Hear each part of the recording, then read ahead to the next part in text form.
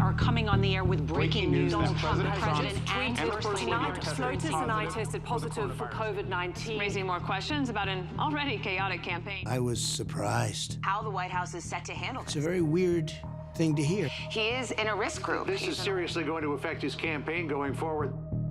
Sir, you have COVID. I said, I have COVID. What are you talking about? This was my father, first and foremost, and of course our country's president.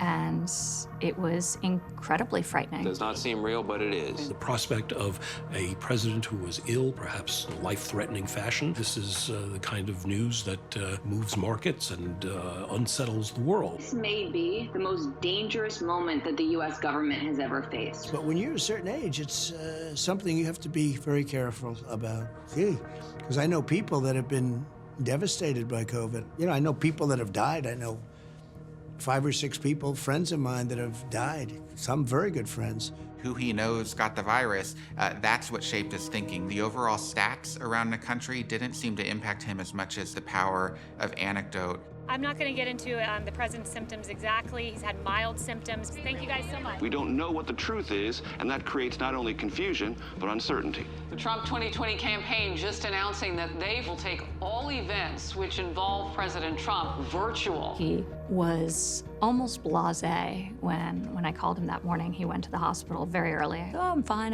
you know, I'm okay.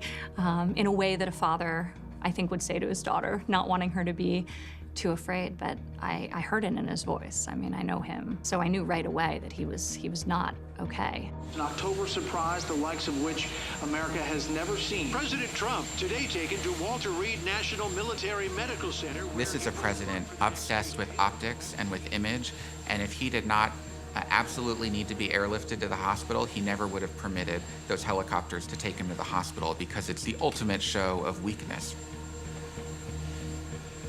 The one thing that you don't want to see your father do is fly off the south grounds of the White House on board beautiful helicopter, but heading to Walter Reed.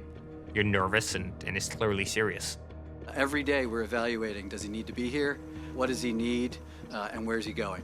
Last part, thank you. And a White House official painted a less rosy picture than his medical team, saying the next 48 hours are critical. I think that they were more worried about him than they let on. It was a classic case where they were not, being forthcoming about the president's true medical condition. The media's talking about he's on his deathbed at Walter Reed. I'm calling him to check in on him. I'm fine, leave me alone. I'm busy making calls. I'll call you later on. I'm like, what? I'm just trying to be a good son, shaking in. There is a lot of uncertainty right now. The president is silent, and who knows what the next 4 weeks is going to bring.